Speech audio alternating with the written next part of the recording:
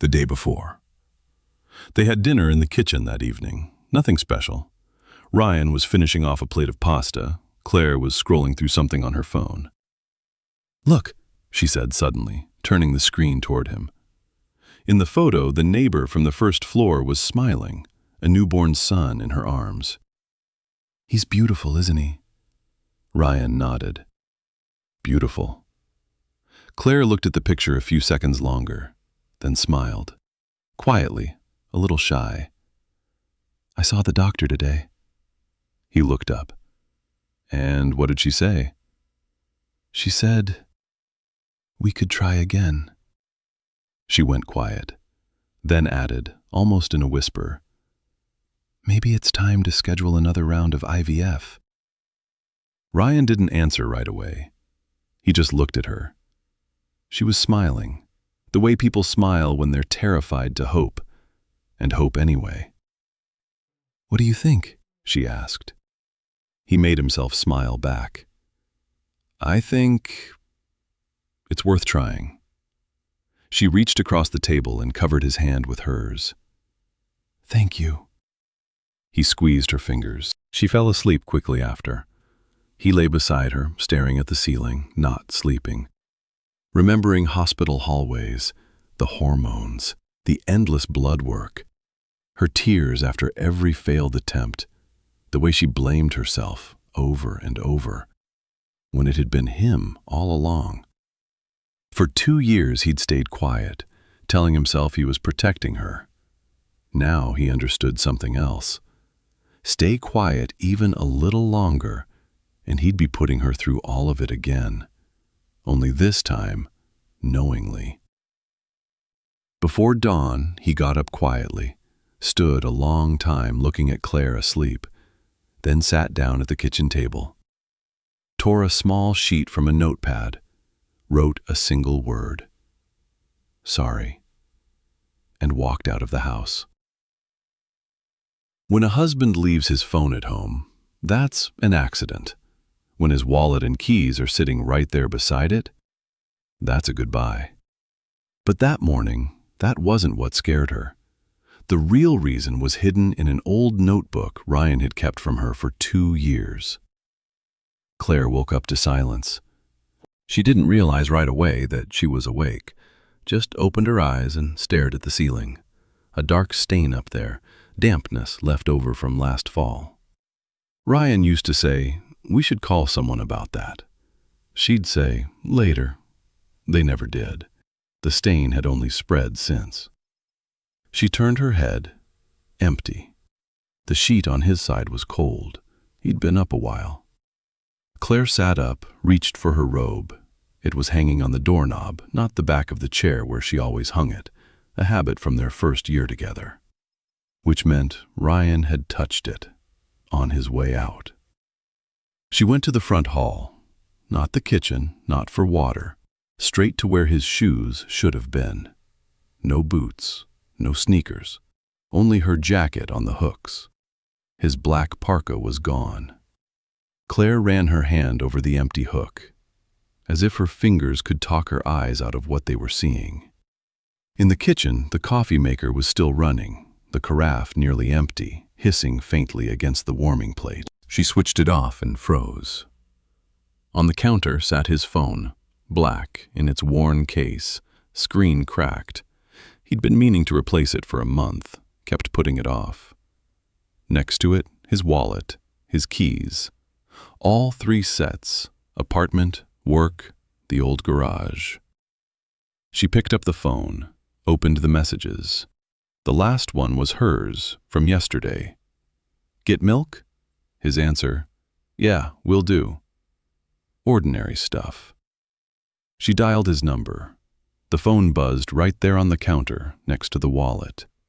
She stared at it, waited for something, maybe for it to ring on its own, somehow, from him. She dialed again. It buzzed again. There was a piece of paper on the pillow in the bedroom. She picked it up.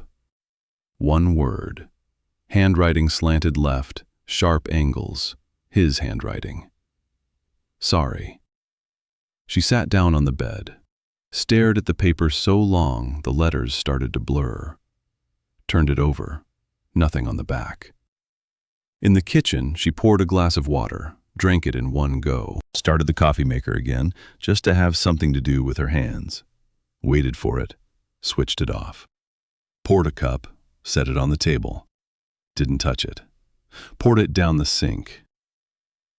She walked through the apartment, moving things around, a vase from the coffee table to the windowsill, books from the shelf to the couch, their framed photo from the nightstand to the shelf. An old habit. "You're like a cat that can't find a spot," Ryan used to say. She wasn't finding one now, either. She opened the hall closet, just out of habit, to move something else around. There was an old folder on the top shelf. Claire pulled it toward her, but it slid and hit the floor. Nothing fell out of it. But right beside it, wedged between the folder and a stack of notebooks, she noticed another one for the first time. Dark blue, worn at the corners. She didn't remember ever seeing it before. Claire picked up the notebook, opened it to the last page. Dates, medical terms, percentages, probability of natural conception, under 5%. Genetic condition. Recommend consultation with a fertility specialist. She flipped back through it. A copy of a document, a clinic stamp, Ryan's last name, dated 2 years ago. She sank down onto his chair. 3 pregnancies, 3 losses. She had blamed herself so many times. Doctor after doctor, blood work, hormone shots, counting the days of her cycle on the phone that was silent in her pocket now. And it had never been her. He'd known, for 2 years, and said nothing. Claire shut the notebook, sharply, like it might burn her.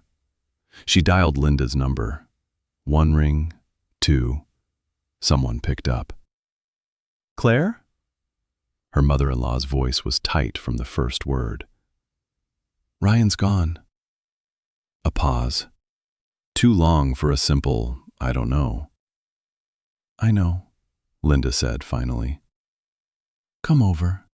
Claire lowered the hand holding the phone, stood there a moment, then grabbed the notebook and shoved it in her bag, without looking, like she was stealing something. Linda had the door open before Claire even knocked.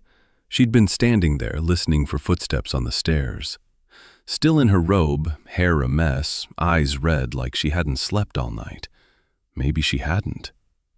"Come in," she said, and immediately turned away, letting Claire past her.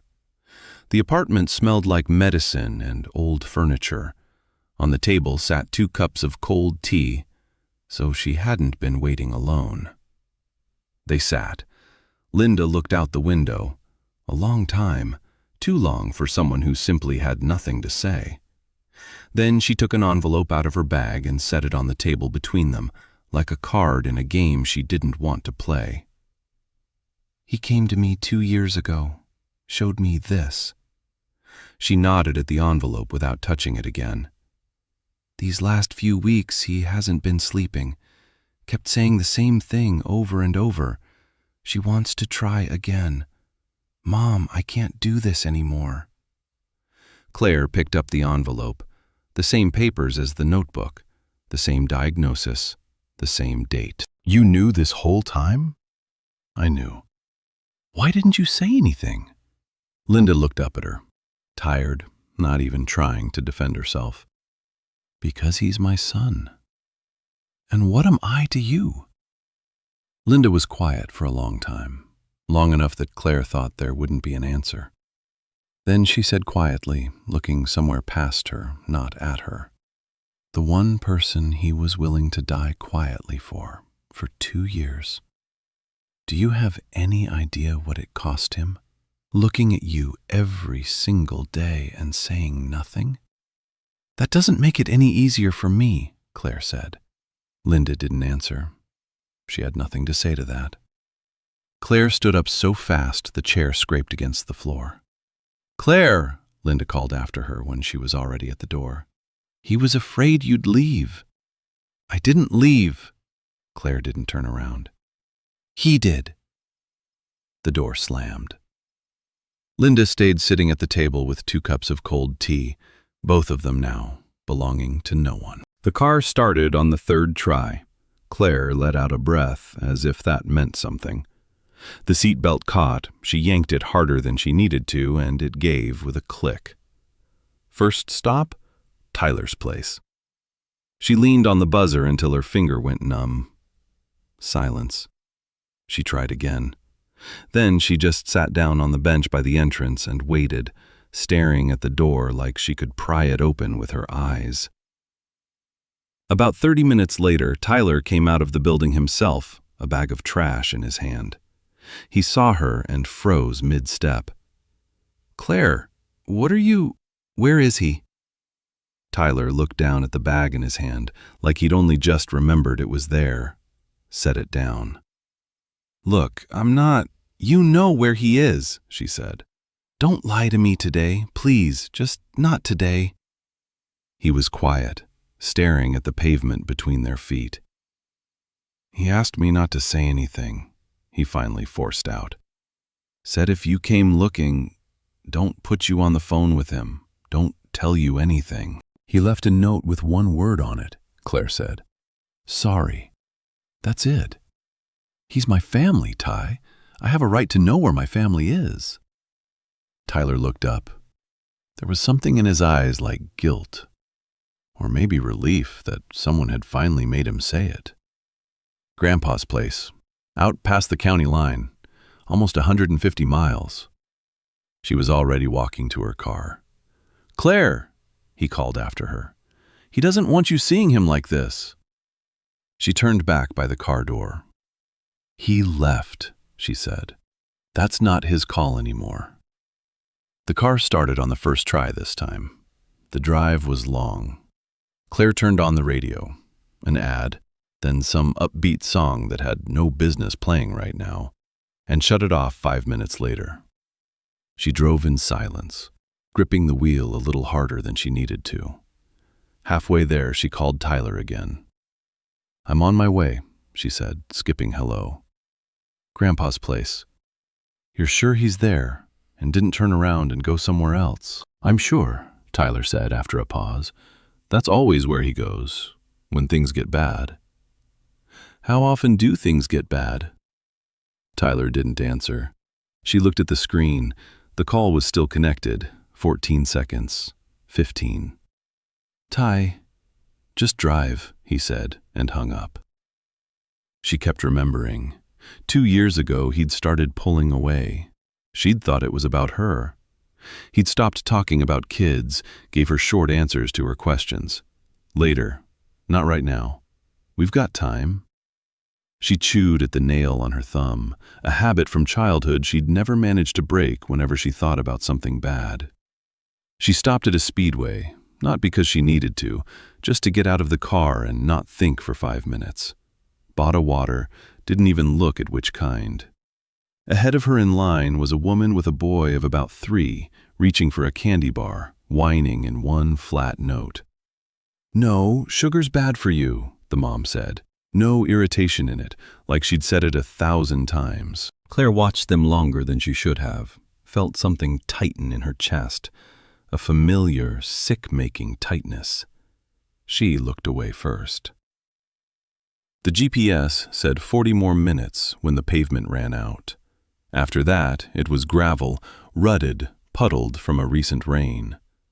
The car bounced over potholes, something in the trunk rolling from one side to the other. Claire slowed down, but didn't stop.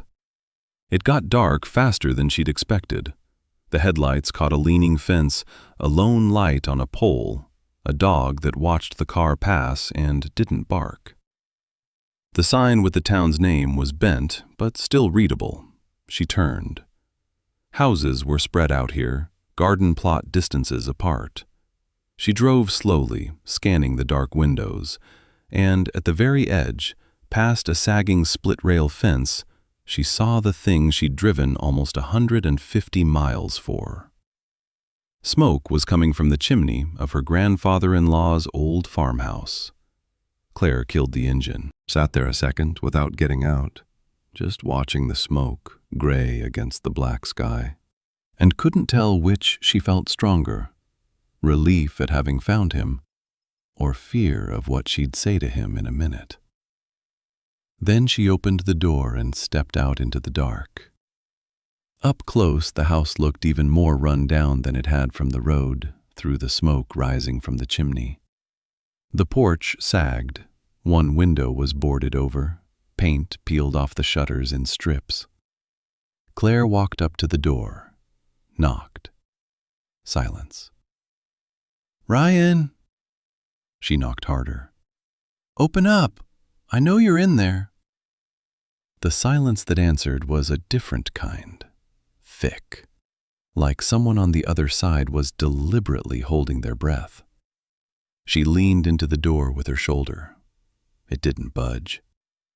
She walked around the house, pressed her forehead to a cold window pane, and looked in. He was sitting on the floor of an empty room. No closet, no table, just a mattress and a stack of notebooks beside it, staring at the wall, not moving, as if he hadn't heard the knocking or her voice at all. Claire went back to the porch, sat down, hugged her knees, sat like that for a minute, then started singing. The song that had played at their wedding. She didn't remember the words, only the melody, and hummed it on one long la, stumbling, circling the same few notes over and over. She sang for a long time. Her voice went hoarse. It got colder still. She pulled her jacket sleeves down over her fists. The door opened without a sound, as if he'd been standing on the other side of it the whole time. He stood in the doorway, unshaven, eyes red, wearing an old stretched-out t-shirt, the same one he'd worn painting the fence at his parents' place 3 years ago. She recognized it instantly. "Why are you here?"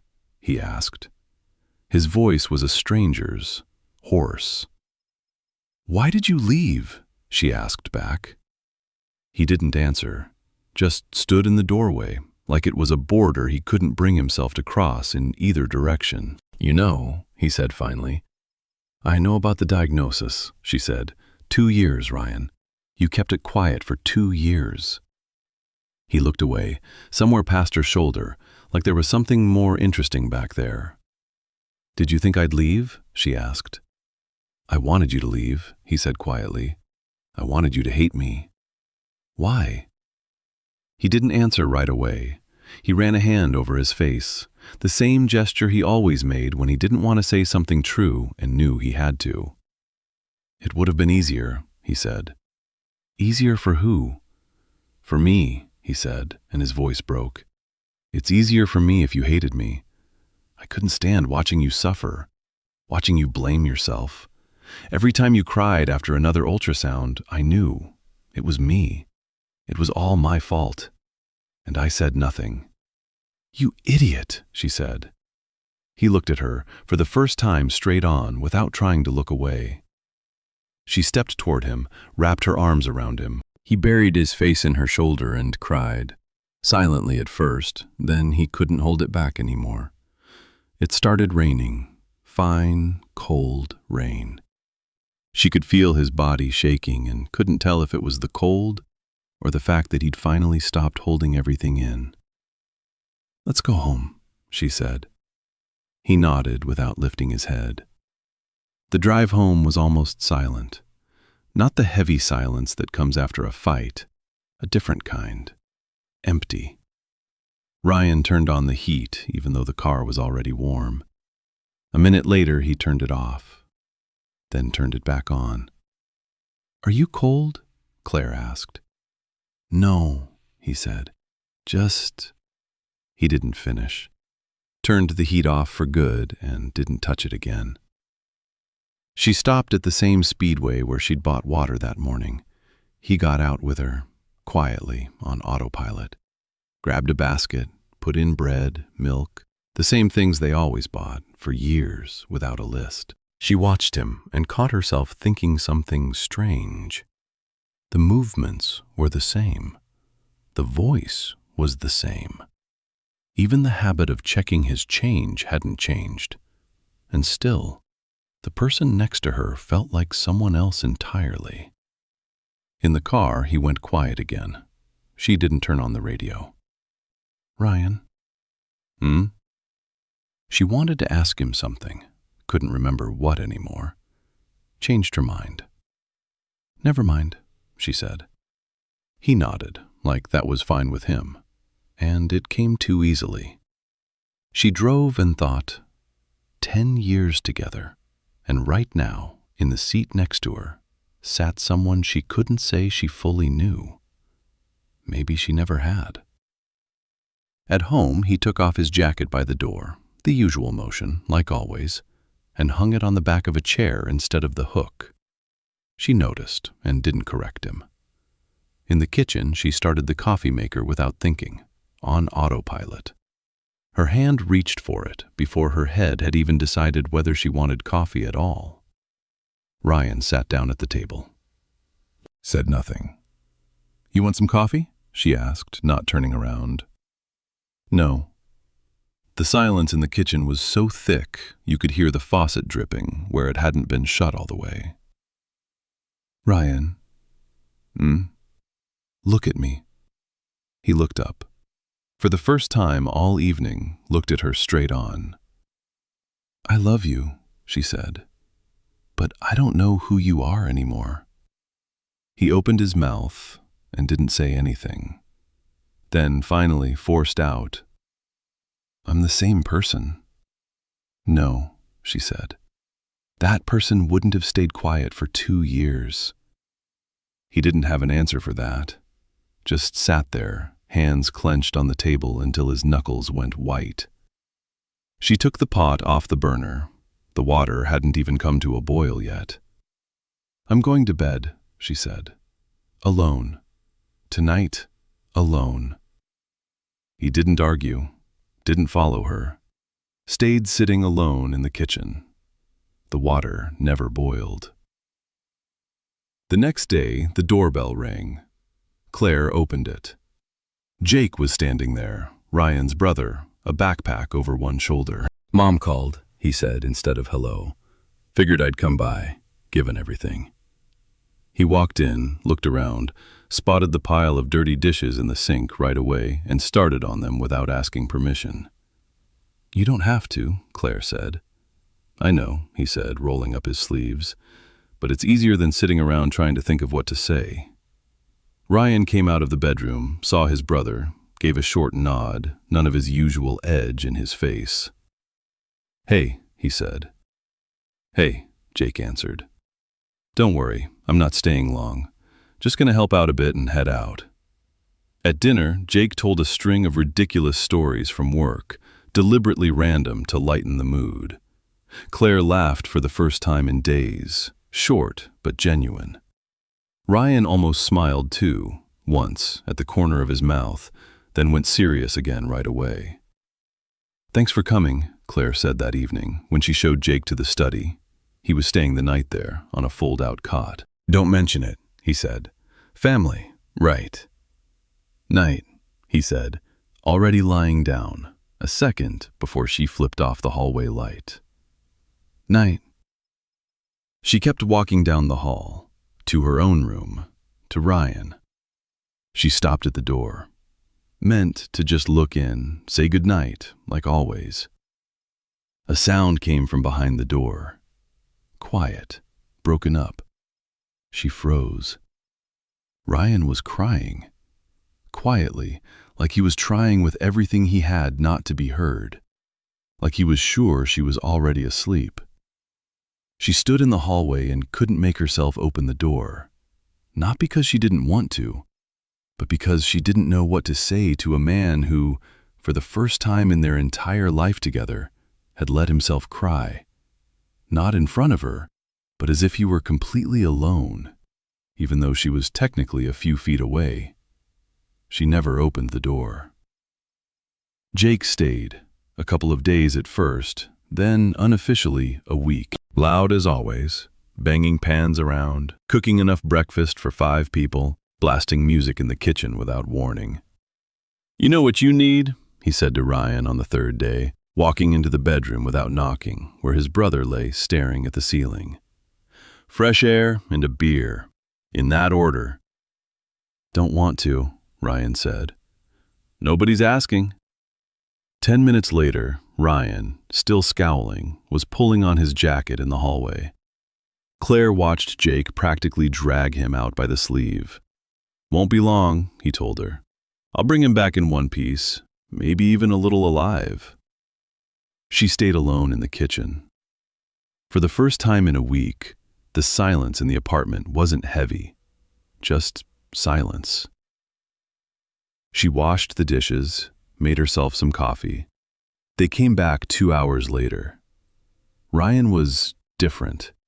Not cheerful, but somehow more together, like some of the weight had been lifted off his shoulders. He nodded silently at her and went to shower. Jake dropped into a chair, kicking off his shoes right there by the table. "So how is he?" Claire asked.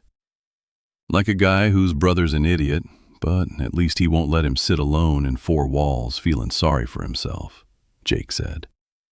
"He'll be all right. He just needs someone dragging him outside every once in a while." "Thank you for coming," she said. "Don't thank me," he shrugged, flipped on the coffee maker. "He's my brother. If I hadn't come, Mom would have made my life hell." He smiled, his usual wide smile, nothing hidden behind it. That night, getting ready for bed, Claire could hear through the wall that Ryan and Jake were talking quietly in the kitchen.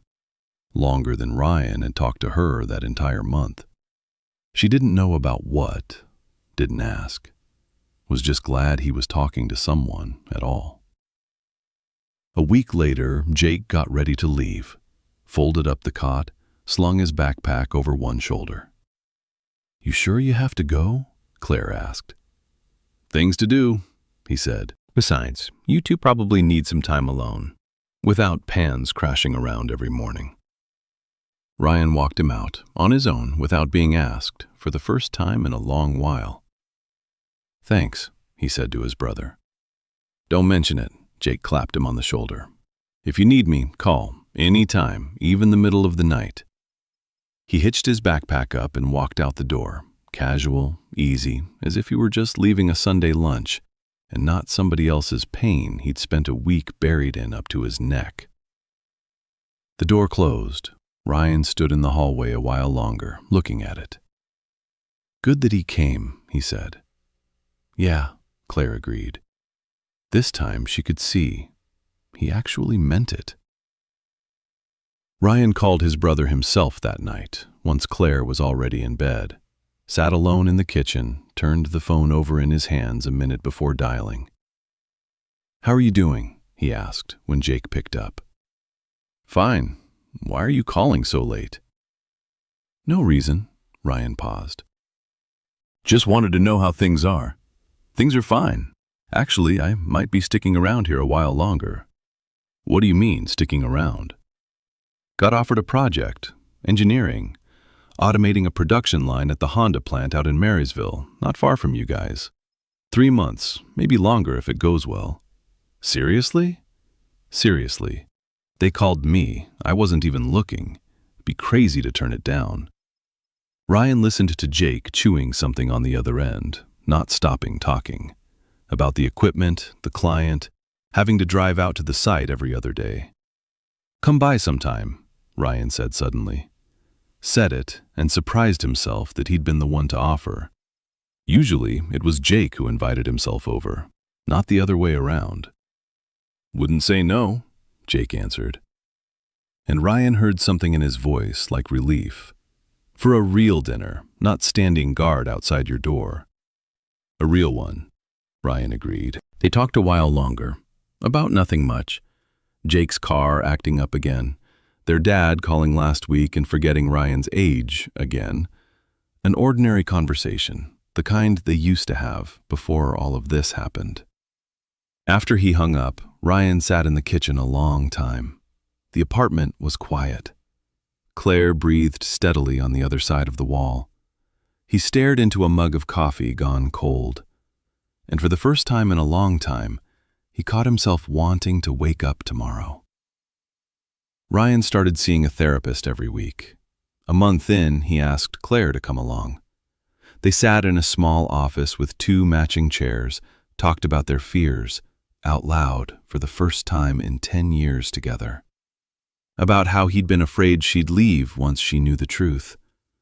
About how she'd been afraid he wouldn't come back that time out at the farmhouse.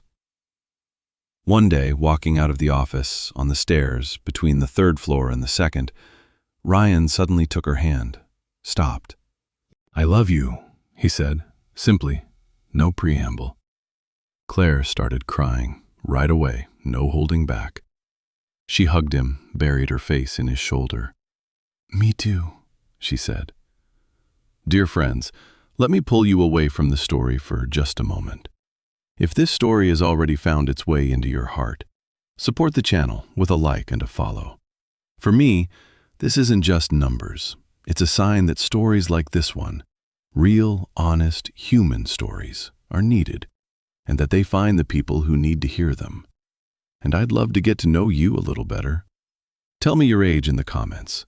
Behind every number is a whole life, its own memories, its wins, its struggles. Thank you for being here. Now, back to the story. They stood on the stairs, holding each other, and in that moment, both of them, for the first time in a long while, truly believed they'd make it through. That evening, at home, everything was the same as always. Ryan sat down at his laptop in the study, left the door cracked open. He used to keep it closed. Claire puttered around the kitchen, washing vegetables for dinner, could hear the clicking of keys from in there. But at dinner, they barely talked again.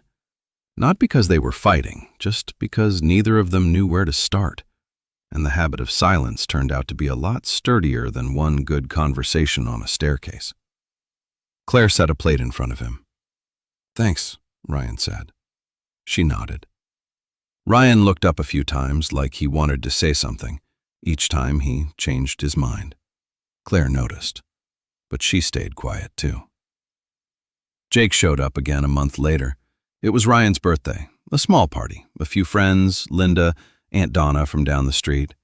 Jake came because his mother told him, "You're going." He was loud as always, telling stories about the plant, something about a blown transformer and a terrified shift supervisor, making Linda laugh until she wiped her eyes, pouring everyone coffee because the hosts forgot. Claire laughed along with everyone else, easily, without a second thought, the way you laugh at a good family friend's joke. When the guests left, Ryan came over to his brother, who was washing glasses in the kitchen, though no one had asked him to. "Thanks for coming," Ryan said. "I did it for Mom," Jake answered and smirked. They were quiet a moment. Ryan grabbed a towel, started drying what Jake had already washed. "You remember how you always used to get the second slice of cake growing up?" Jake said suddenly. "And I only got one if I took it myself, because Mom always forgot about me." "That happened once." "3 times, Jake said. "I counted." Ryan laughed, shook his head. "You still mad about the cake?" "Not the cake," Jake shrugged.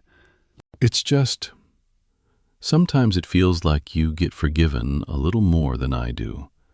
Always been that way, since we were kids." "Maybe because I mess up more often," Ryan said quietly. Jake looked at him. No teasing this time. Serious.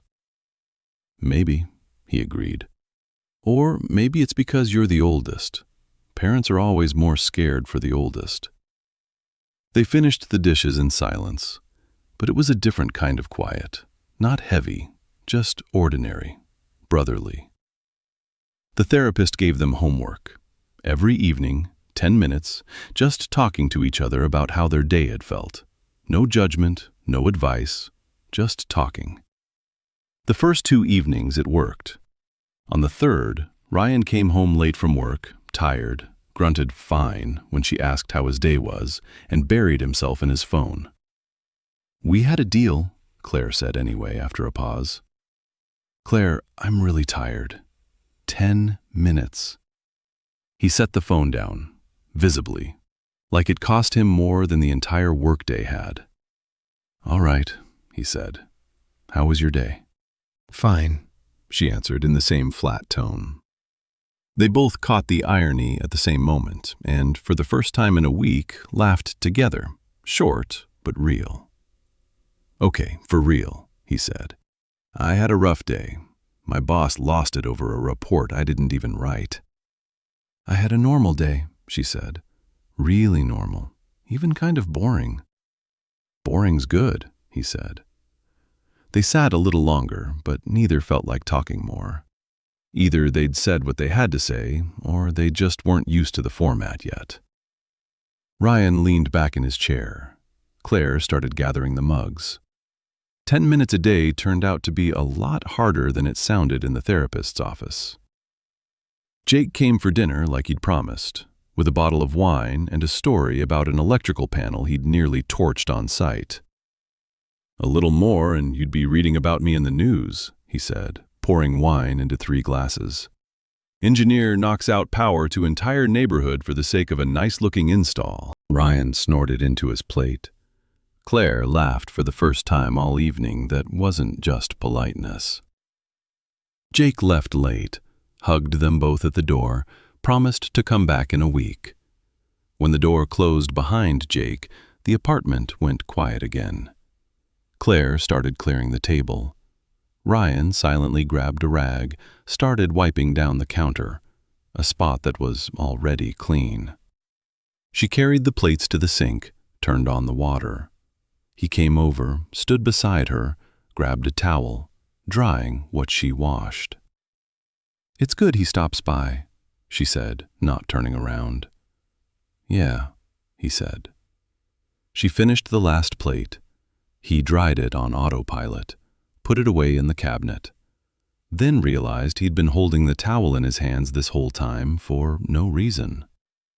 She wanted to ask what he was thinking about, didn't ask. He wanted to say something. She saw him take a breath, and didn't say it. They turned off the kitchen light at the same time, without meaning to. Went to bed at the same time, too, also for the first time in a long while.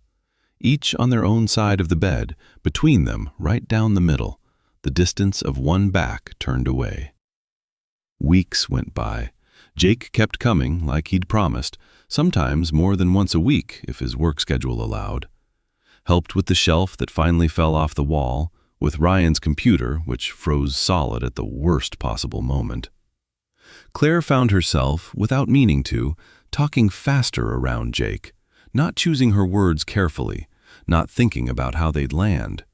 With Ryan, she still did that, a habit left over from months of lies and silence, one that hadn't gone anywhere just because of one good conversation on a staircase outside a therapist's office.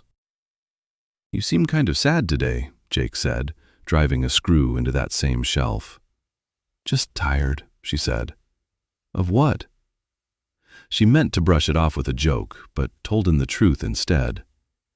"Of Ryan and me trying.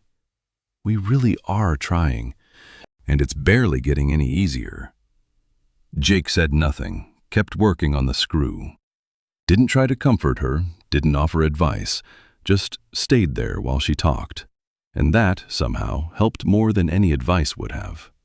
The shelf was fixed. Jake had already left. Ryan got home late from work that evening. He kissed Claire on the cheek.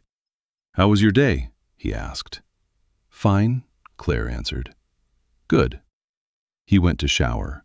She put away her mug and suddenly remembered about the shelf.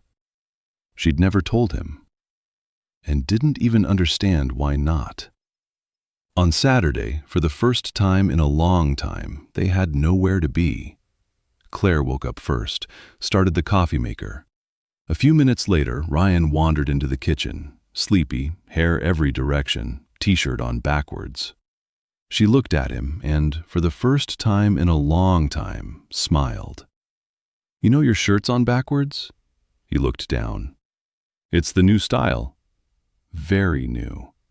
So new, nobody's even seen it yet." She laughed quietly. "So, hotshot, what's the plan for today?" Ryan shrugged. I've got one. Now I'm scared. Let's make cookies. She eyed him suspiciously. You always say it's easier to just buy them. Today, I want homemade. And you're going to bake, too? Guess there's no getting out of it now. Half an hour later, the whole kitchen was covered in flour. Are you doing that on purpose, making them all different shapes? Claire asked. Obviously. That one looks like a pancake, not a cookie. That's the design. And that one's just square. Experimental model. He held up a particularly lopsided cookie. Look, this is my boss. Why? Because he's also unhappy all the time. She laughed, easy, without her usual caution. Ryan looked at her and smiled too. Then she noticed a streak of flour on his nose, wiped it off silently with her finger. What? Nothing. Why are you laughing? Because right now, you look like a little kid. After lunch, they went for a walk. A big golden retriever ran up to Ryan in the park. The dog immediately flopped onto its back, demanding a belly rub. I think he likes you, Claire said. He's just a good therapist. The dog's owner came over. Sorry about that. He loves everybody. No worries, Ryan smiled. So do we. As they kept walking, Claire asked, You think we'll ever get a dog? Ryan was quiet for a moment. Let's do it. A big one? Huge. Then we'll need a bigger place. So someday we'll get one. They got home by evening. Ryan fell asleep on the couch mid-movie. Claire carefully covered him with a blanket, stood beside him for a moment, ran a hand through his hair, and said very quietly, It's going to be okay. He was already asleep. He didn't hear it. For a few months, things got better. Not perfect, but better. They started eating dinner together again, no phones on the table. Ryan made his famous burnt eggs twice, and once, something actually edible. Claire stopped sleeping at the very edge of the bed, moved a little closer to the middle. Then she saw an email from the clinic in her inbox, a routine reminder about an IVF procedure scheduled for the following week. Except she hadn't made that appointment. Ryan, she said that evening, showing him her phone. What is this? He looked at it, went quiet. I made the appointment, he said, for a consultation. I wanted to find out if it was even worth trying again. Without me? I didn't want to worry you before there was anything to worry about. Ryan, you can't make decisions like this alone. We were supposed to go through this together. And how did you want me to bring it up? He suddenly snapped. Let's hope again and lose everything again? I couldn't watch you go through that again. But it's not just your fear, Ryan. This is our life, our decision. I didn't decide anything. I just wanted to know if there was even a point. They stood facing each other in the kitchen, for the first time in a long time, truly shouting, not holding back. You did it again, she said, her voice breaking. Decided everything on your own, again, went quiet, again. You haven't changed at all. I'm trying, he shouted. I try every single day. It's not enough. The words hung in the air. He looked at her like she'd hit him. Fine, he said quietly. Fine. He walked out of the kitchen. The hallway door slammed. For the first time in months, actually slammed. He didn't come home that night. Claire figured at first he was at Linda's, like that very first time. She called. Claire? Linda picked up right away, like she'd been waiting for the call. Is something wrong? Is Ryan with you? No. A pause. Was he supposed to come by? I don't know, Claire said. We had a fight. He left last night, and he's not answering. Linda was quiet on the other end. If he shows up, I'll call you right away, she said finally. Hang in there. Claire hung up, called Ryan. Long rings, then a hang-up. A text came in the morning. I need some time. I'm okay. Don't worry. She read it over several times, trying to figure out what was underneath each word. I'm okay didn't sound true. Don't worry sounded more like a request than reassurance. A day passed, then another. On the third, she texted again, just, where are you? No exclamation points, no accusation. The answer came an hour later. Going to stay somewhere else for a bit. Need to think. This isn't me running off, just a pause. She sat there holding the phone, not sure whether to be angry or scared. Maybe both at once. A week passed. The doorbell rang. Claire opened it, expecting anyone but Jake, standing there with a backpack over his shoulder, worried, none of his usual smile. He hasn't answered me in 3 days, Jake said from the doorway. Is he here? He left, she said. Rented a room somewhere. Says everything's fine. Did he give you an address? No. Jake muttered something under his breath and walked in without waiting to be asked. Maybe he won't pick up for me either, he said, dialing his brother's number. Rings. Silence. Damn it, Ryan, pick up. He sat down at the kitchen table, still holding the phone, as if he expected it to ring on its own any second. Did he tell you what happened? Claire asked. No. Called yesterday. Said something short and strange. Something like, I need to be alone. I let Claire down. Nothing else. She sank into the chair across from him. He didn't let me down, she said quietly. I'm at fault too. We both... She didn't finish. Covered her face with her hands. Her shoulders shook harder. Jake sat still for a long time, then finally moved closer. Carefully put an arm around her. Not the way you'd hold a woman, the way you'd hold someone who couldn't hold themselves together anymore. At first, she didn't seem to notice. Then, slowly, she leaned into him on her own. She cried for a long time. He didn't say anything, just stayed beside her. Neither of them moved. It felt to both of them like if they pulled away now, everything would collapse all over again. Gradually, her crying quieted. She lifted her head. They were close now, too close. Neither of them said anything. Neither of them planned anything. But that evening, both of them were too broken to stop in time. Jake left that same night.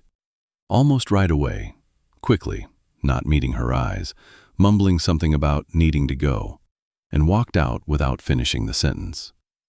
Claire stood alone in the middle of the kitchen, not crying anymore, just standing, staring at the closed door, like she didn't fully understand what had happened. A text from him came the next day. We need to talk, not on the phone. They met that evening at the park, neutral ground, far from the apartment, from Ryan, from anything that might remind them. Both of them looked like they hadn't slept a minute. That was a mistake, he said right away, no preamble. My mistake too. I shouldn't have let that happen. Neither of us wanted this, she said. Not you, not me. It just happened. It's not about who's more to blame. He exhaled hard, rubbed his face with his hands. It's that it should never have happened at all. He's my brother. Jake was quiet a long time. You know why I came out here? She didn't answer. So it would be easier for him. So it would be easier for you. And instead, I know, she said. I know why you came. It's not about you. I was just so alone that night. I stopped understanding what I was doing. She didn't finish. They sat on the bench in silence, watching people go by with strollers, bikes, dogs. Ordinary life, going on without noticing that theirs had just cracked open a little wider. "This can't happen again," Jake finally said. "Never. No matter what."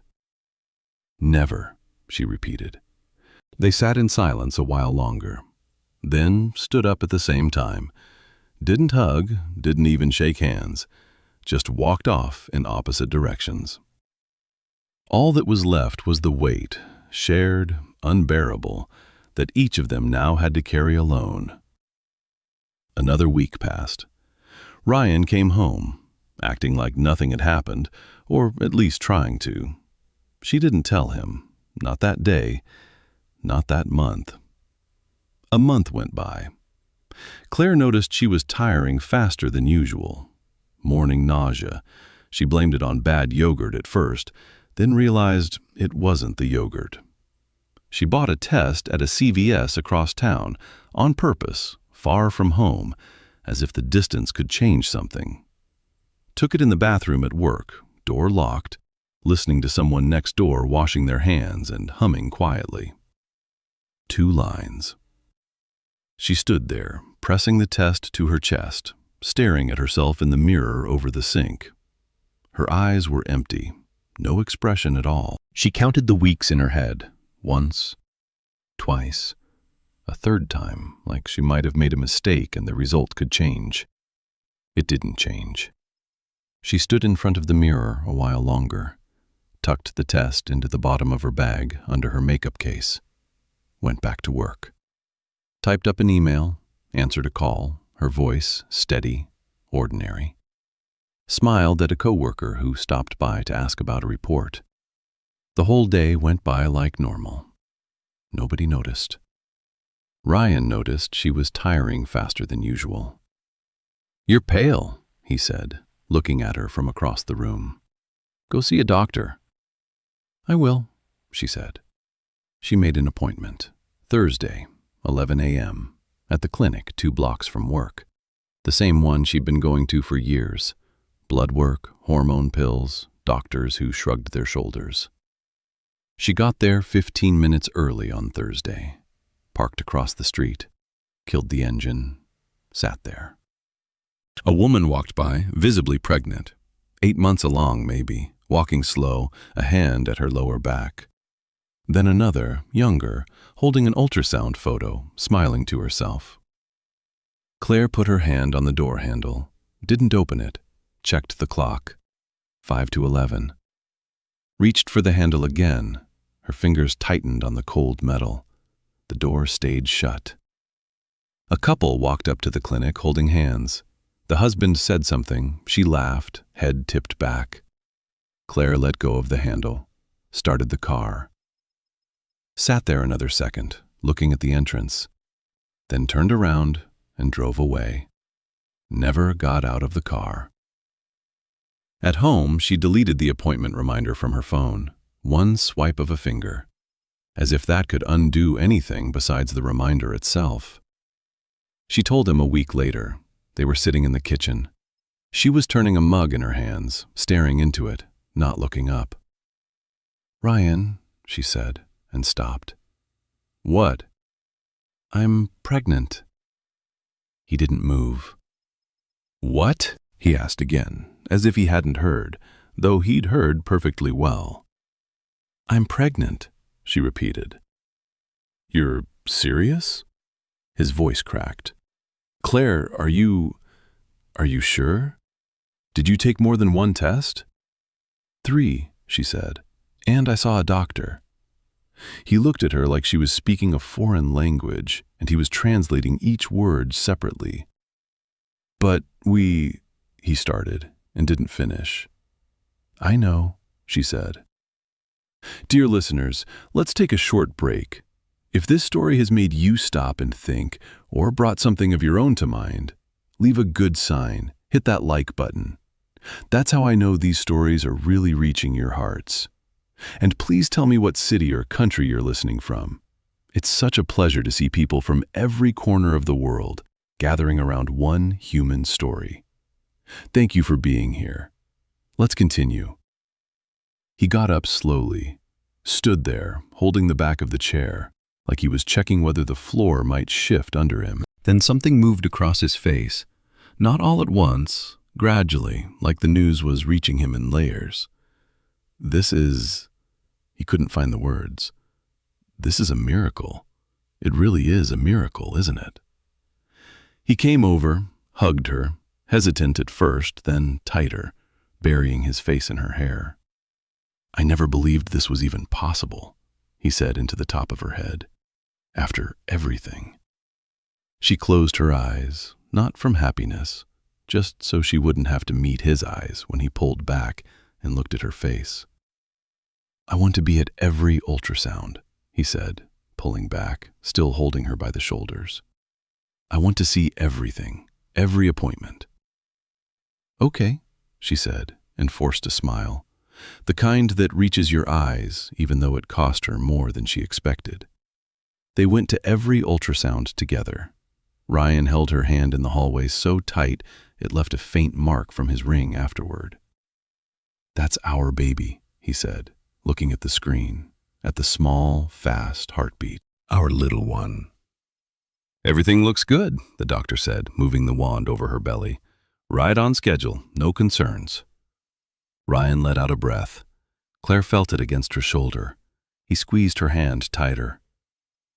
In the car on the way home, he wouldn't stop talking. Names, if it was a girl, if it was a boy. Was it too early to look at strollers? Was it bad luck to start now? Claire nodded, threw in short yas, will sees, too earlys. Once she turned toward the window, just to look at the road, it seemed, and closed her eyes for a second. He didn't notice. He was looking straight ahead, still going on about strollers. They got home in the evening. At home, he wandered around the kitchen a bit more, opened the fridge, closed it again for no reason, turned on the coffee maker and immediately turned it off, then said, Ryan set the ultrasound photo down on the edge of the table. Just gotta finish this report, he said. Half an hour. She nodded. He went to the study. A few seconds later, the familiar sound of typing started up. Claire was alone. The kitchen was quiet. She slowly picked up the photo, looked a long time at the small, dark shape that had made Ryan smile like a kid that morning, ran her thumb over the smooth paper, then very carefully set the photo back down, exactly where Ryan had left it, straightened the corner so it lay flat, sat still for another few seconds. From the study came the steady sound of the keyboard. She closed her eyes. Only then did she clench her fingers into a fist, hard enough that her nails dug into her palm. Then slowly unclenched her hand, stood up, went to make dinner. Weeks went by. Claire's belly rounded out enough that it couldn't be blamed on overeating anymore. Ryan couldn't get enough of it, rubbed it every night, talked to it like the baby could already hear him. Jake stopped coming by as often as he used to. Once every few weeks, 5 minutes, dropping off something small or picking up a tool, and he'd leave right away, wouldn't stay for coffee. Ryan wondered out loud, what's up with him? He's like a stranger now. Claire stayed quiet, stirring something on the stove longer than she needed to. She was carrying more than a baby. She was carrying a secret that got heavier every week. One night she couldn't sleep again, lay there staring at the ceiling, listening to Ryan's steady breathing, and suddenly understood, with an absolute, terrifying clarity. She couldn't do this anymore. Couldn't watch him pick out names, couldn't let him hold her hand at another ultrasound, knowing what only she knew. Couldn't give birth into a lie like this. She didn't know yet how she'd say it, only knew that she would. She told him Saturday morning. She hadn't planned it, just woke up and knew. Today. He was in the kitchen drinking coffee, scrolling through his phone. Ryan, she said, I need to tell you something. Please, just hear me out to the end. He set the phone down, didn't say anything, just looked at her and waited. The baby isn't yours, she said. He didn't move, didn't ask her to repeat it like he had the first time when she'd said, I'm pregnant. Just sat there, looking at her. Nothing changing in his face, like the words hadn't reached him yet, had stalled somewhere halfway. For a full minute, neither of them said a word. She didn't dare speak first, afraid to scare off the silence, which was worse than any shouting. "When?" he said finally. Not a question, a statement, like he was trying to grab on to something solid. "That night you left, after the fight about the IVF?" "That night," he repeated. "So while I was gone, you—" He didn't finish. "Is it true?" he asked, though he already seemed to believe it. "Yes." "You're sure it's not mine? The dates line up exactly?" "They line up," she said. "I counted. More than once." He nodded, slowly, some mechanical motion, then asked quietly, almost indifferently, like it hardly mattered who anymore. "Who?" It didn't come out like a question, just a word thrown into the emptiness. She couldn't say the name, just looked at him, and that seemed to be enough. He understood on his own.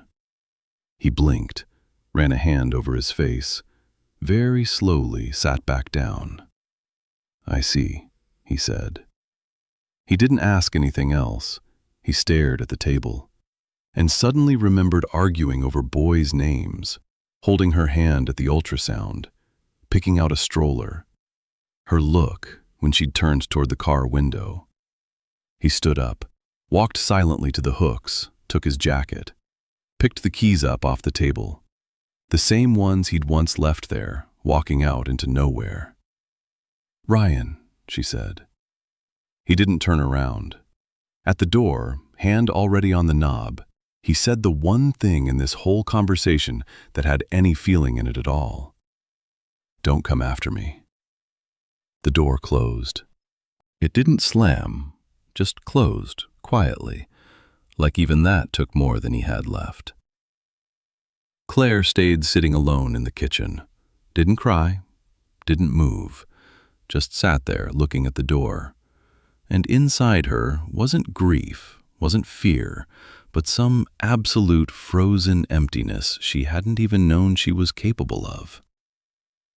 The first day, she waited for a call. It didn't come. She texted, "Where are you?" It stayed unread, didn't even get one check mark. On the second day, she called Linda. "He's not here," Linda said. Her voice sounded scared, not performed. "He hasn't called me at all. Claire, what happened?" "We had a fight," Claire said. She couldn't manage anything more. "If he shows up, I'll tell you right away," Linda promised. "Hang in there. Hang in there for the baby." Claire hung up and sat a long time, arms wrapped around her belly, like that could hold something in place. The third day passed. The fourth. She called Tyler. Same answer as the first time, months ago. "I don't know. Honestly, I don't know." Except this time there was none of his old certainty in it. Ryan wasn't at his mother's, wasn't with friends, wasn't out at his grandfather's. She specifically asked about the farmhouse, though she didn't know herself why. Maybe hoping he'd gone back to the place he'd gone once before, where she'd found him and brought him home. He was nowhere. This whole time, Ryan was just driving, sometimes with no destination, sometimes in circles. He'd pull into empty parking lots, fall asleep behind the wheel, wake up cold, start the engine, drive again. He bought coffee at a Speedway, the biggest cup they had. Didn't want to drink it. 20 minutes later, he took one sip, winced, it had already gone cold. Set the cup back in the holder, didn't touch it again until evening. Didn't want to eat either. Bought a sandwich, wrapped in plastic once, took 2 bites, threw it in a trash can by the gas station. He opened the glove box, looking for a phone charger. Inside was the last ultrasound photo. He picked it up, looked at it a long time, smoothed out a bent corner carefully with his thumb. There wasn't much to see in the photo yet, just a small pale shape and the doctor's note. He stared at it so long, like he was hoping to find an answer that didn't exist. Then, just as carefully, put the photo back, closed the glove box. sat still for a few seconds. Only then did he start the engine. His phone buzzed all day, sometimes quieter, sometimes more insistent. He didn't look at the screen, just heard the sound from the passenger seat, as if the phone belonged to someone else, left behind in the car by accident. That evening, once it was dark, he finally picked it up. The screen lit up instantly. 23 missed calls from Claire, 4 from Linda, 1 from Tyler. He opened the messages. Where are you? 2 hours later. Please answer. Later still. Just tell me one thing, that you're alive. Ryan didn't answer, not because he hated her, he just knew. If he heard her voice right now, one of two things would happen. He'd either turn the car around and drive home, or he'd fall apart completely, right there, in some empty parking lot where no one would see him or put him back together. He wasn't ready for either. He just sat there, staring at the call list like it might explain something, and understood only one thing. There was nowhere to go back to. Not because he didn't know the address, just that the home he could go back to didn't exist anymore. He put the phone back in his pocket, started the engine. The car pulled slowly out of the lot. The GPS suggested the route home out of habit. Ryan silently hit cancel and kept driving. Claire called everyone she could think of. Linda, who knew nothing, just kept repeating, hang in there for the baby," like a chant she didn't fully believe in herself anymore. Tyler, who answered honestly this time, no more holding back. "Claire, I really don't know. He hasn't called me. This isn't like last time." By the end of the week, Claire understood. He wasn't hiding at anyone's place. He'd simply disappeared. Really disappeared. No address, no plan, no way back. Thursday evening, though she only learned this later from a neighbor, Ryan had come by the apartment. He'd parked across the street, in the same spot her car had once sat, the night she'd searched the whole town for him. Killed the engine, looked up. The windows of their third-floor apartment, one of them lit. The kitchen. He saw a shadow move across the window, her probably doing dishes or just wandering the kitchen, unable to settle, like that first morning, months ago now. He sat there for about 20 minutes. Didn't get out. Once his hand reached for the seatbelt, to unbuckle it, get out, go up. He didn't finish the motion. He started the car, sat another second, looking at the lit window, then turned around and drove off. The third time this month he'd driven away from his own home, which was still, technically, his home. Except he no longer knew how to walk back into it. He showed up at his mother's on the 10th day, no warning, late at night. Linda opened the door and understood everything right away, from his face, from the way he stood, shoulders hunched, like he was carrying something heavy that had needed to come down a long time ago. "Come in," she said, without asking any questions. The same way she'd once opened the door for Claire. He sat down at the kitchen table, the same chair, the same table, where 2 years ago he'd shown her the clinic papers and asked her to keep quiet. "Mom," he said, "I need to tell you something. All of it." And he told her about the diagnosis, though she already knew. About the farmhouse, the reconciliation, the therapy, the IVF appointment that had caused the fight. About walking out that night and not coming right back.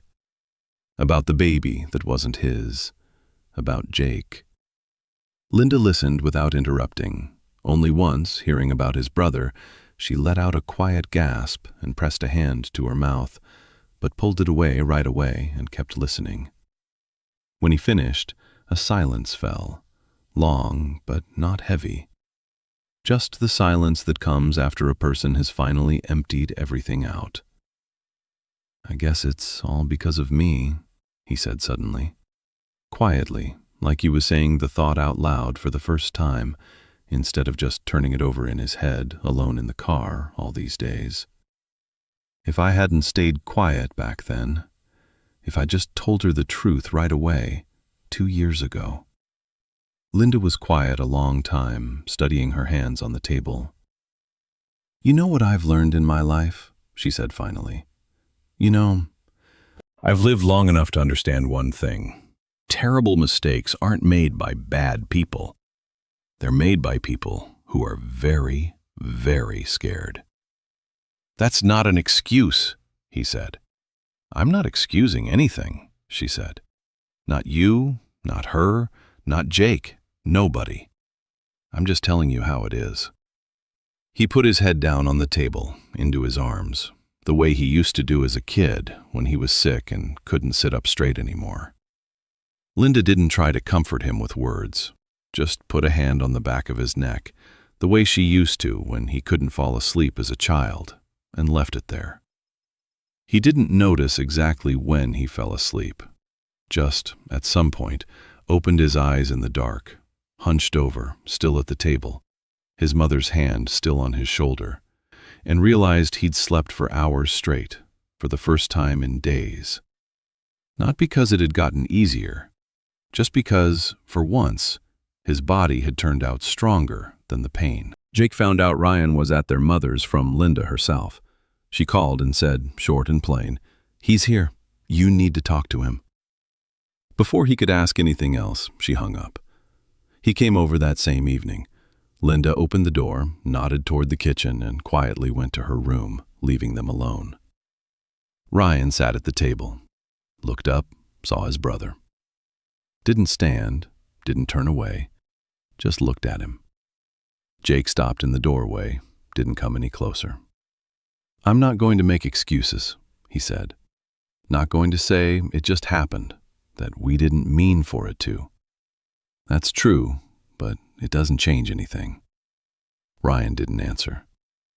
"I'm at fault," Jake said. "Just at fault. No but." The silence stretched on. Ryan looked at his brother like he was seeing him for the first time. Not the Jake he'd known his whole life, cake and childhood grudges and all, but a total stranger. "Why you?" he said finally. Not a question. Something that had been trying to break out for a long time.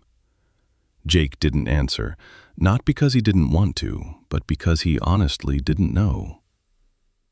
"Why didn't you leave?" Ryan asked. "That night. You saw what was happening. You're a grown man. Why didn't you just get up and go?" "I don't know," Jake said quietly. "Honestly, I don't know."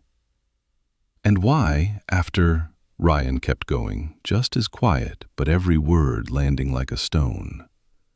"Why did you keep coming around for weeks after that, looking me in the eye, joking at the table? You knew. This whole time you knew, and you looked me in the eye." Jake had no answer for that either, just stood there, head down. "I wanted to tell you," he finally said. "Wanted to, so many times. Couldn't." "Couldn't," Ryan repeated, with a bitter little laugh that had nothing funny in it. "Convenient."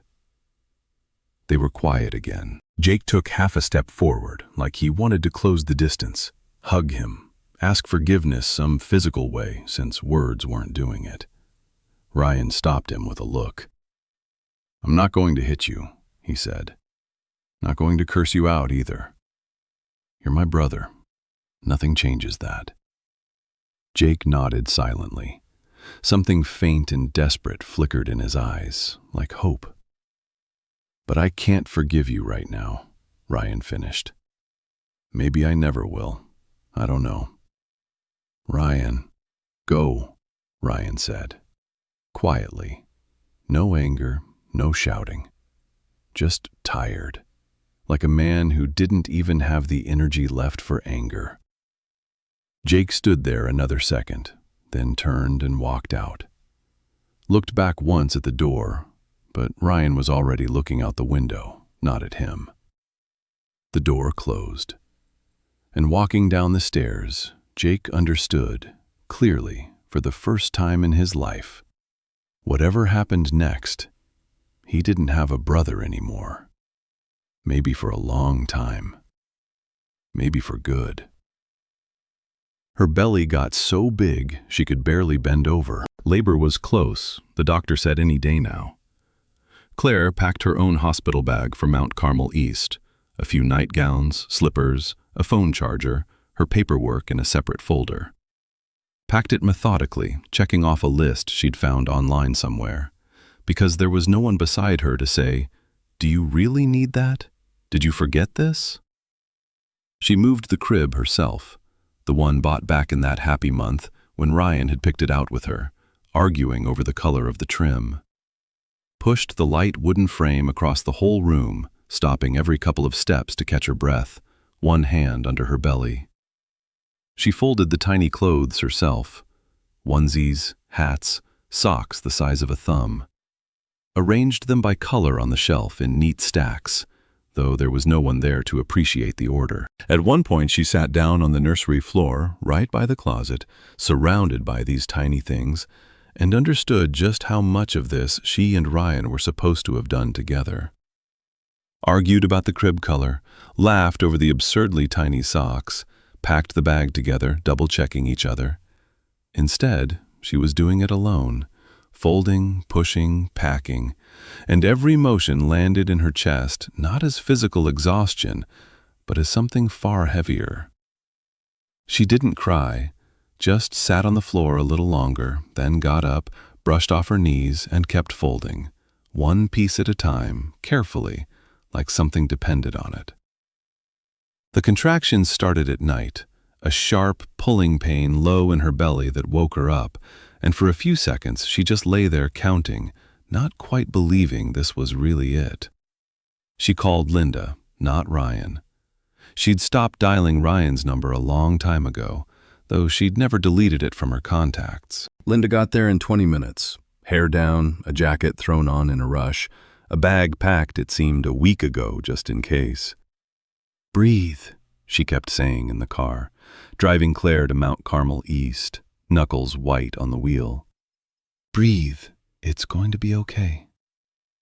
At the front desk, they didn't want to let Linda past intake. Not the mother, not the husband. But she introduced herself so firmly as the only close family she's got right now that the nurse on duty just waved her through. The contractions came closer together.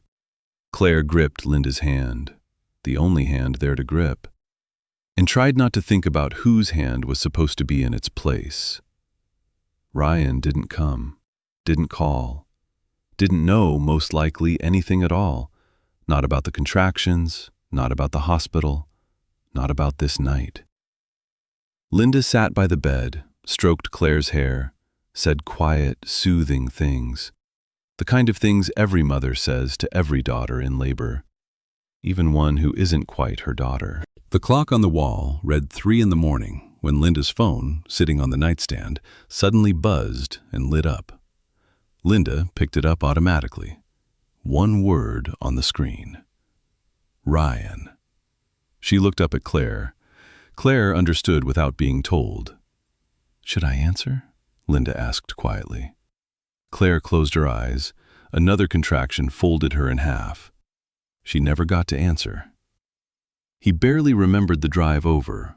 Linda had only gotten out. "She's in labor, come now." And he was already grabbing keys, jacket, running down 2 steps at a time before she'd finished the sentence. The drive to the hospital took 20 minutes, usually took longer. He ran every light without thinking about it. Didn't think about anything except one thing. Get there in time. He didn't make it. At the front desk, the nurse said it calmly, matter of fact, like she didn't realize every word was a blow. "She's already delivered, a girl. Everyone's fine. You can come back in about 20 minutes. They're moving her to a room now." He sat down in a chair in the hallway. 20 minutes felt longer than the entire month he'd spent in his car. When the nurse nodded, "Go ahead." He didn't move right away. Stood at the door of the room, hand on the handle, not pushing it open. It was quiet behind the door. No crying, no talking, just a faint, occasional squeak. He went in.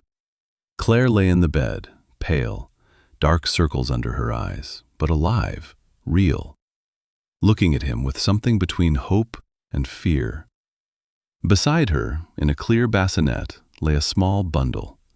He came closer, slowly, like he was afraid to startle something. Looked inside. A small, red, wrinkled face, closed eyes, a tiny fist next to one cheek. He looked a long time. Didn't reach for her. His arms wouldn't move. Not from disgust, not from anger, but from something simpler. It hurt too much. Too soon. Too much all at once. "Do you want to hold her?" Claire asked quietly.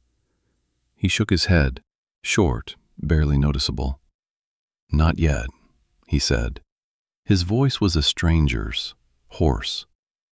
He stood there a little longer, looking from the baby to Claire and back. "I'm glad you're both okay," he said finally. "You and her." He didn't say anything else, turned and left. Quietly, no slammed door. Claire looked at the closed door and thought, he came. Missed the birth, couldn't hold the baby, spent less than 5 minutes in the room, but he came. For a man who'd been living in his car for 2 weeks, that was almost impossible. He came back a few days later, not because he'd forgiven her, he couldn't have explained what had changed. He just couldn't not come. Claire opened the door. One look, and it was obvious she was running on nothing. Several nights of barely any sleep, hair thrown up any which way, a towel over her shoulder with a wet spot on it. "Come in," she said, stepping aside. The baby was crying, thin, wrenching, the kind of crying that wears you out faster than any physical labor. Claire rocked her, paced from corner to corner, but the crying wouldn't stop. "Let me take her," Ryan said. Said it before he'd even thought about it. His arms just reached out. Claire froze for a second, then silently handed over the bundle. He took the baby awkwardly, tense, like he was holding something that might break at the wrong movement. Pulled her close, rocked her slightly. Some motion he'd apparently picked up from a movie once, without thinking about where he even knew it from. The crying grew quieter, then stopped completely. He stood in the middle of the room, holding a baby who wasn't crying anymore, just looking somewhere past him with a hazy, not quite focused gaze. He wasn't thinking about Jake, or that night, or everything that happened after. He was just standing there, holding a small person who'd gone quiet in his arms. A person who, if he thought about it, wasn't guilty of anything at all. Not that night. Not 2 years of silence. Nothing. It wasn't a thought put into words, more a feeling, flickering by and disappearing again, back to wherever he kept everything else. But it was there, for the first time in a long while. Claire stood nearby, not daring to say anything, not wanting to startle it away. A minute later, he handed the baby back, just as awkwardly as he'd taken her. "I should go," he said. He left quickly. But something about that day was different from the visit before, though neither of them could have said exactly what. A few more weeks passed. Ryan started coming by regularly, not on any schedule, but often, every other day, sometimes more. Not for Claire, for his daughter. He walked her around the block in the stroller, for a long time, in circles, while Claire slept or did chores. Learned to change a diaper. Clumsy the first time, steadier every time after. Fed her from a bottle, holding it at the right angle, the way the nurse at the hospital had shown him. He talked to Claire very little. Calm. No more shouting, no more fighting. But short, practical. What time for the next feeding? Did they buy formula? What the pediatrician had said at the checkup. "Thanks for coming," she said once, taking an empty bottle from him. He was quiet a moment. "Bye," and left. She wasn't hurt, just nodded, accepting it as fact, not as a blow. There was still a distance between them, huge, invisible, but something anyone who saw the two of them together at the same time could feel. He never came home. Left every time, back to his mother's apartment where he was still living. One evening, rocking his daughter by the window like always, she suddenly fell asleep in his arms. Quickly, without warning, right in the middle of the rocking, her usual evening crying cut off mid-sentence. He froze, afraid to move, afraid even to breathe too deep. She might wake up. He stood there like that a long time, feeling the small weight of her against his chest, her quick, steady breathing. Outside it was getting dark. Somewhere out in the neighborhood someone was calling a kid home for dinner. An ordinary evening, an ordinary street, and him standing still, his daughter asleep in his arms. And then, for the first time in that whole long year, he almost smiled. Not because everything had suddenly gotten better, not because he'd forgiven, not her, not his brother, and it seemed not even quite himself. Just in that one moment, in that one silence, there was something else inside him besides the pain. Small, quiet, barely there, but not pain. The road to anything like forgiveness was still a very, very long one. Neither of them knew if they'd ever reach the end of it. But that evening, that almost smile, that was the first step. About a year passed. His daughter was taking her first steps, wobbly, unsteady, arms out for balance. Ryan came by almost every day now. He still lived apart at his mother's, but by this point he was so thoroughly part of the baby's life that he barely thought about it anymore. He knew her sleep schedule, what time to put her down, how long the nap should run. He could feed her without spilling half the oatmeal on the table. He knew how to calm her, that same rocking motion that had once come to him from nowhere. He knew her favorite toy was a battered yellow rabbit missing an ear, and that putting her to bed without it was pointless. Things had gotten calmer between Claire and Ryan. Not warm, but calmer. Sometimes in the evening, once their daughter was asleep, they'd sit in the kitchen and talk, not about the past, about the baby. Was she walking a little late? Should they see an orthopedist? About work, a new project for him, a difficult client for her. About the weather. Would it rain tomorrow? Should they bring an umbrella on their walk? Ordinary conversations. Two very tired people learning all over again how to just be near each other. No romance, no meaningful looks, just near each other. That evening, their daughter was standing by the couch, holding the armrest, and then suddenly let go. Claire gasped, dropped to her knees, held out her arms. "Come here," she said. "Come here, sweetie."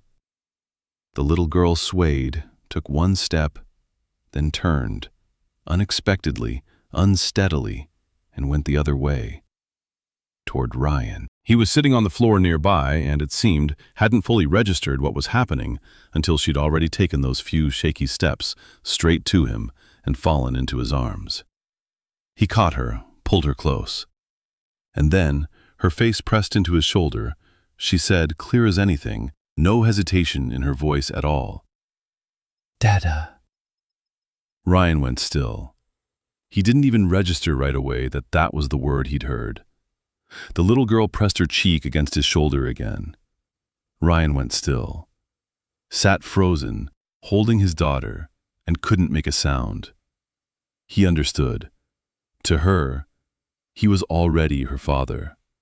Not by blood, by life, by the months of feeding her, rocking her, pushing the stroller around the block, changing diapers at 3 a.m. He didn't say anything, just held her closer. Claire watched them from the floor, where she'd never gotten up.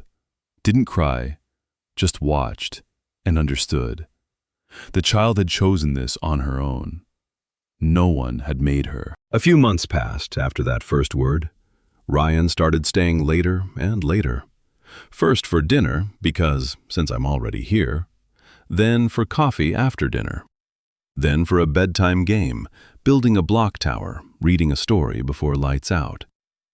Sometimes he fixed things, noticed the hallway light was flickering, replaced it without being asked. Next time he found the kitchen faucet leaking, spent half an hour on it, got his hands dirty, but fixed it. These were small, ordinary things. Nobody talked about them, nobody made a big deal of them out loud. But it was through them, the light bulb, the faucet, not the conversations, that something like family started, quietly, to come back. One day their daughter was drawing at the table, carefully, tongue sticking out with effort, smearing colored pencils across the paper. She drew a house with a triangle roof, herself a circle with stick arms, Mom next to her, and one more figure, bigger, on the other side. Ryan looked over her shoulder to admire the drawing, like he always did, and stopped. The figure had short hair, something that looked like glasses. He actually had been wearing reading glasses for the past month. It stood next to the house, holding the smaller circle's hand. He didn't get it right away. Then he did. She'd drawn him. He looked at the drawing a long time, longer than it takes to just look at a kid's drawing. Didn't say anything, didn't ask, "Is that me?" Didn't call Claire over to show her. He carefully picked up the drawing, looked at it for a few seconds, then asked, "Can I keep this?" The little girl was already drawing something new, didn't even look up. "Sure." Nobody commented on it. Their daughter was already reaching for a new sheet of paper, having forgotten the last drawing a second later, the way only kids can forget. The conversation with Jake didn't happen right away. Months passed before Jake showed up again, not at Claire's apartment, but outside Linda's building, where Ryan was still living. Waiting by the front steps for Ryan to come out. "I'm not asking you to forgive me," he said, wasting no time on preamble, as soon as Ryan got close enough. "I know I can't ask that. I just didn't want there to be nothing but silence between us forever." Ryan stopped a few steps away, was quiet a long time, long enough that Jake seemed to be bracing to hear "get lost" a second time. "I'll never forget," Ryan finally said. His voice was even, none of its old edge. "What happened? Nothing's going to change that. Not time, not talking about it, nothing." Jake nodded, preparing to accept that too. "But you're still my brother," Ryan finished. "Nothing's going to change that either." They stood facing each other. Didn't hug, too soon for that, and they both knew it without saying so. Ryan held out his hand first. Jake looked at it a long moment, like he couldn't quite believe it was real, then shook it. They let go at almost the same time, stood there a few seconds in silence. Then Ryan turned and walked home. More time passed. A perfectly ordinary evening, no different from dozens of others over the past year. Claire was making dinner. Their daughter was playing on the living room floor, murmuring to herself, talking to a battered yellow rabbit. Ryan, as usual, was helping gather toys scattered across the room into a basket.